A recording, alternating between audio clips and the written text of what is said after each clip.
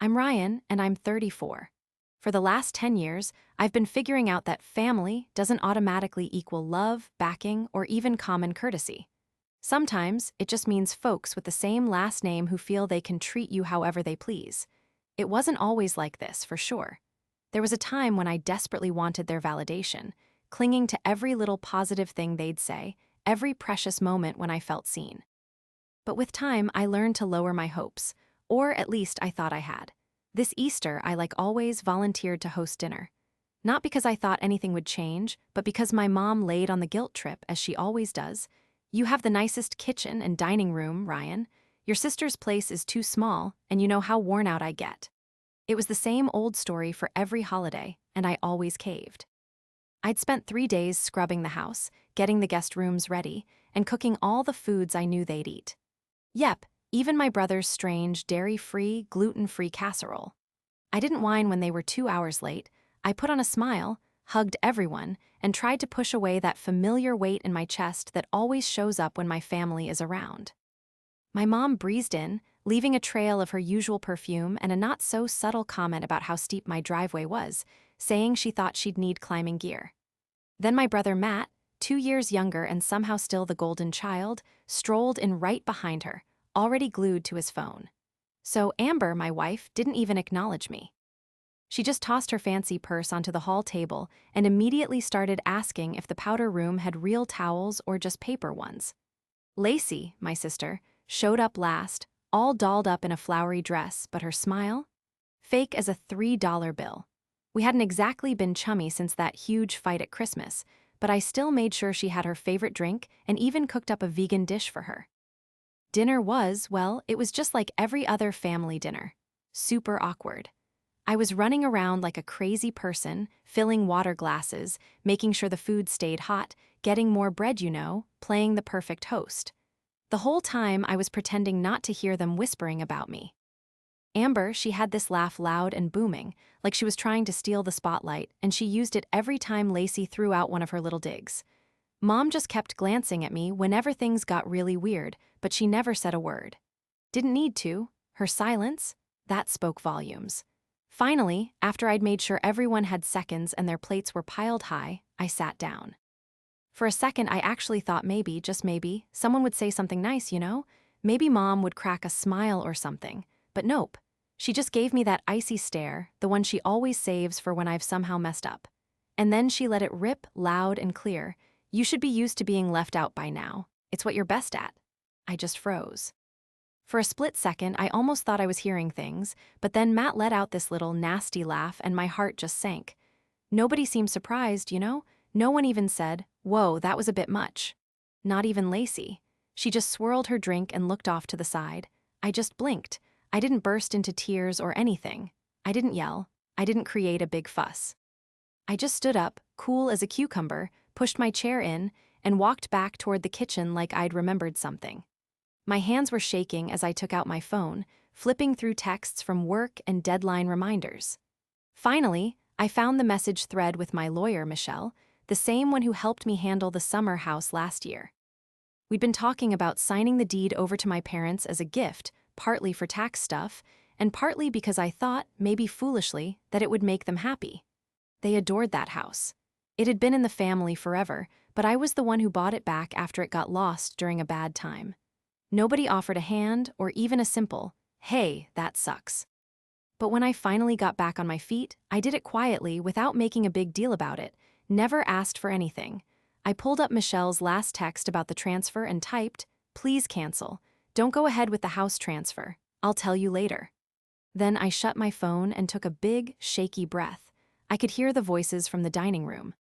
Matt bragging about his new job and my mom rattling off her health problems like a shopping list. I just stayed put. I went straight to the counter and looked out at the garden I'd worked on all spring, watching it start to come alive again. It was like another planet out there. Calm, silent, no worries. When I finally went back to the table, nobody even seemed to know I'd been gone. The talk had shifted to summer vacations, and I heard Matt chime in, "Once the house is in Mom and Dad's names, we can get that deck fixed, right?" Mom was nodding, grinning like she already owned it. Lacey glanced up from her phone just long enough to say, "Can you believe Ryan finally did something right?" That was the moment. The moment I realized they didn't just not appreciate me, they'd already written me out of my own life. I was basically just an afterthought to them, someone they could just use and toss aside.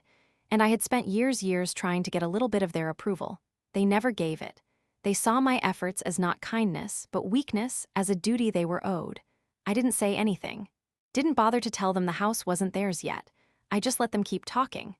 Let them talk about redoing stuff and buying new furniture. Let them live in this dream world they'd created where they got something from me and didn't even acknowledge what I'd done to make it happen. Because I had a new plan now. A plan that didn't include being ignored. A plan that would, at last, remind them that I wasn't some person they could just brush off. As they laughed and toasted to a future that wasn't ever going to happen, I just smiled and waited. I didn't even try to sleep that night. Not because I was wired or anything. Nah, it was a peaceful kind of being awake, the feeling you get when you know a hurricane's headed your way but you've already secured everything and got your supplies. I wandered around my place in the stillness, padding around barefoot on the wood floors I'd redone myself last autumn. Every inch of this house held something, a memory, a bit of my heart and soul. I remembered how I'd worked 2 jobs for a full year straight after losing the house just to save up enough to buy the summer place back from the auction. How I sat in that freezing cold lawyer's office, signing the papers, my hands still trembling from working myself ragged. Not one of them lifted a finger to help. But the second the yard looked good enough for pictures on the internet, they started calling it ours. For months, my mom had been dropping hints like, "When you give us the house, we'll finally feel like we're a family again." She'd guilt-trip me about it on the phone and make me feel bad at family dinners. "It's your responsibility," she'd say. "You're the oldest."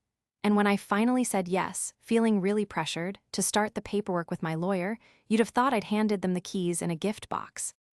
They acted like it was a done deal, but not anymore. The next morning, I got a text from Michelle. "Deed remains in your name, no transfer. Happy to talk details when you're ready." I just stared at the message for a long time before texting back, "Perfect, thank you." I scribbled a reminder on my lock screen to change the gate code at the summer house.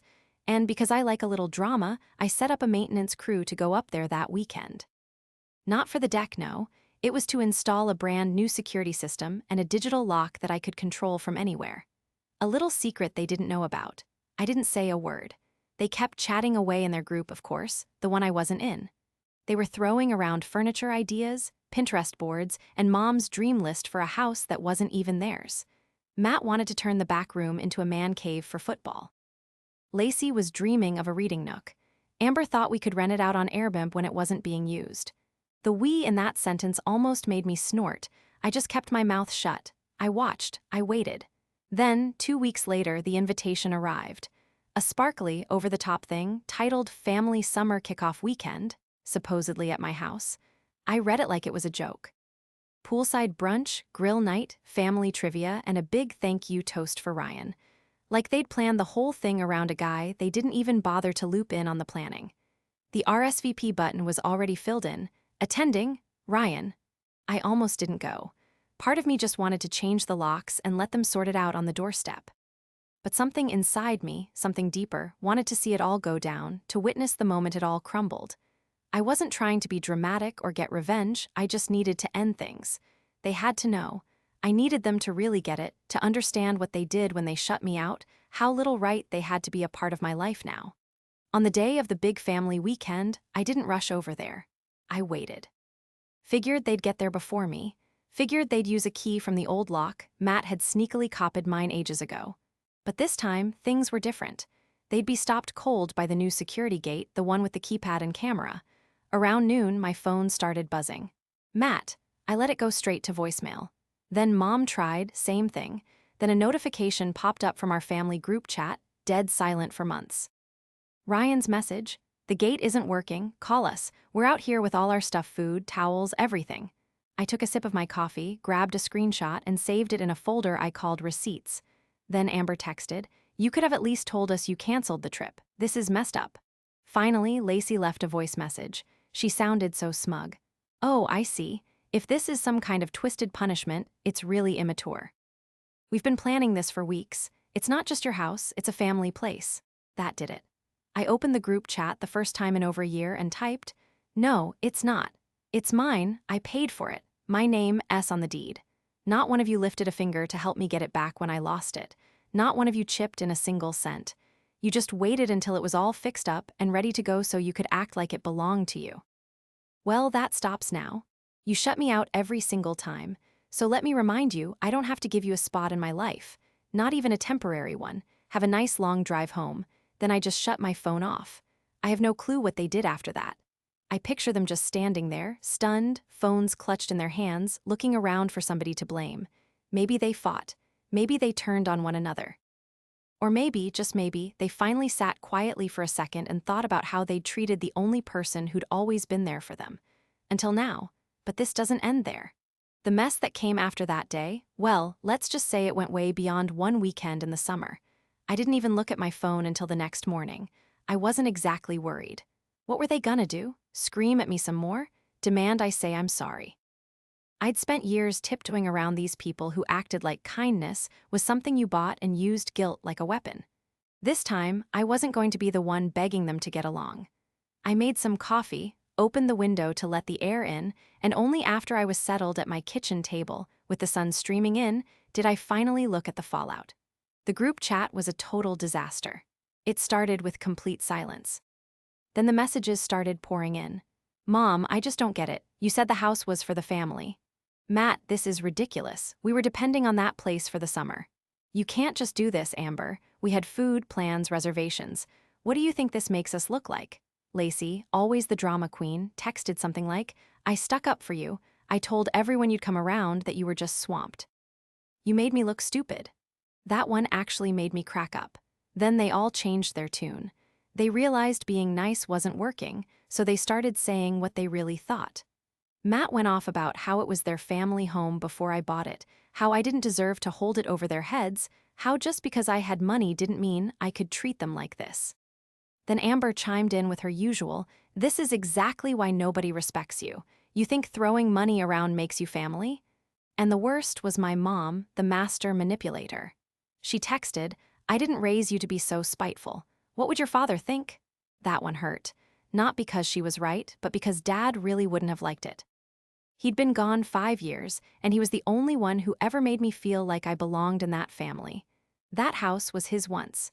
He taught me everything, building shelves in the garage, patching drywall, even fixing leaky faucets. I bought it back for him, for his memory. But everyone else just saw it as something they deserved, something owed to them just because they shared his last name. I didn't answer any of them. I just deleted the group chat and blocked Amber, then Matt, then Lacey. I didn't unblock my mom out of the goodness of my heart, no way. I just wanted her to sit with the quiet for a while, let things sink in. Then, 3 days later, this email pops up from some lawyer's office I'd never heard of. It wasn't a lawsuit or anything, just a letter, expressing concern. Turns out Matt was trying to claim the lake house, said it was supposed to be his inheritance, and something was wrong with the will. They wanted to chat about how everything was handled after Dad died. I shot the email over to Michelle. Her reply, short and sweet. No worries, she said. The house was legally mine, clean title and all. No way they had a case. She even offered to send them a nastygram telling them to back off. But I told her to hold off.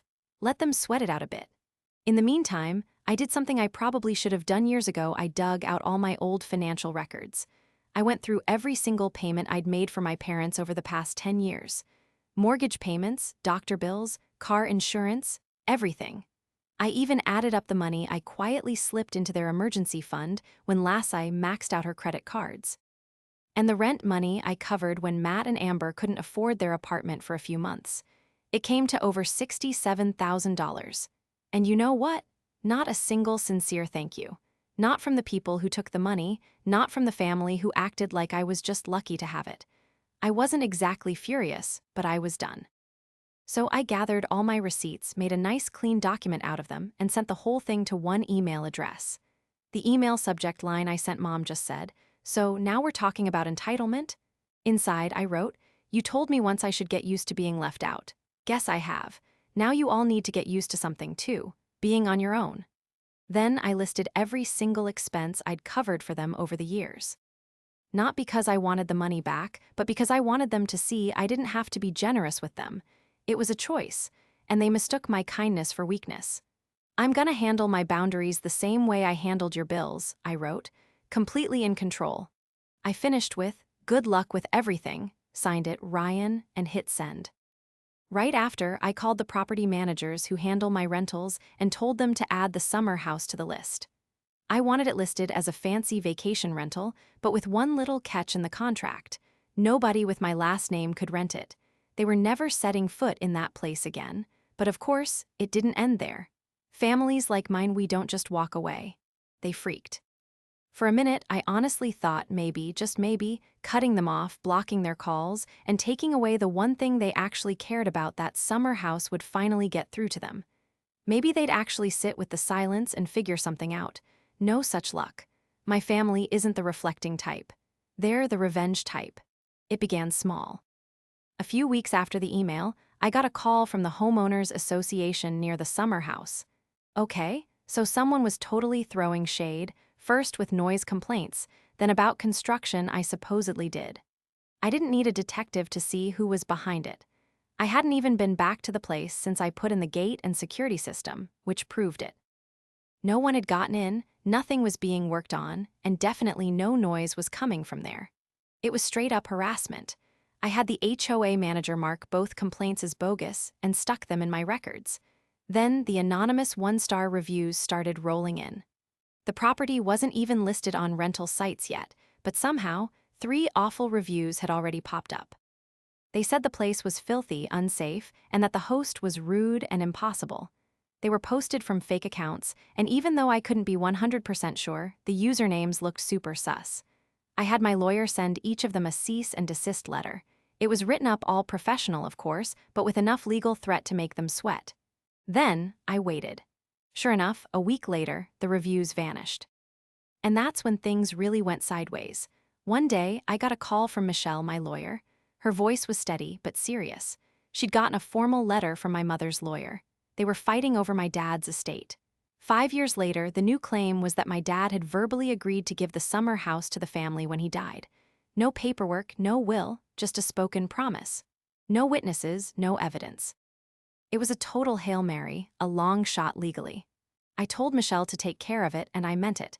I couldn't even bring myself to look at the legal papers. But they still got to me, you know? It wasn't fear or thinking they'd actually win.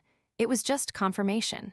Something I'd known deep down for ages finally became official. They never really cared about me. It was always about what I could do for them, what I could give them. The minute I wasn't useful anymore, I wasn't family anymore. The court hearings were quick. Dad's will was super clear. That summer house, it had been gone for years, foreclosed before he even died. I bought it back myself with my own money. The judge tossed their case right out, told their lawyer not to waste the court's time again. Michelle sent me the official decision. I framed it. It's hanging in the guest room, right above the bookshelf my dad and I built when I was 15. I thought that would be it, you know, closure. A month later, Lacey called. I almost didn't answer. But something, I guess it wasn't hope exactly. More like morbid curiosity, I guess. Her voice was all shaky and quiet. She said, "Ryan, I need to talk. Can we meet?" I told her to just say it then and there. She stammered a bit. "Look, things are really bad. Mom's gone completely off the rails. She's telling everyone you've betrayed the family, that you've changed since Dad died. She's just making stuff up. And yeah, I haven't been perfect, but..." I cut her off. "Lacey, you're the one who told people I embarrassed you after they threw a party in a house you didn't even own. After you just sat there and let Mom rip me apart at dinner, not a peep from you." I never saw it coming. She shot back with some excuse, you know how she is. But I told her no, that doesn't cut it anymore. You know exactly how she is, and you still sat there next to her, laughing it up, taking advantage of the whole thing. All of you did. I was always there to catch you when you fell. And the second I said no, suddenly I'm the bad guy. She went quiet. Then, really softly, she asked if I was really cutting them all off for good. I took a deep breath. I told her I wasn't cutting anyone off. I was just done being the person everyone leaned on without getting anything back.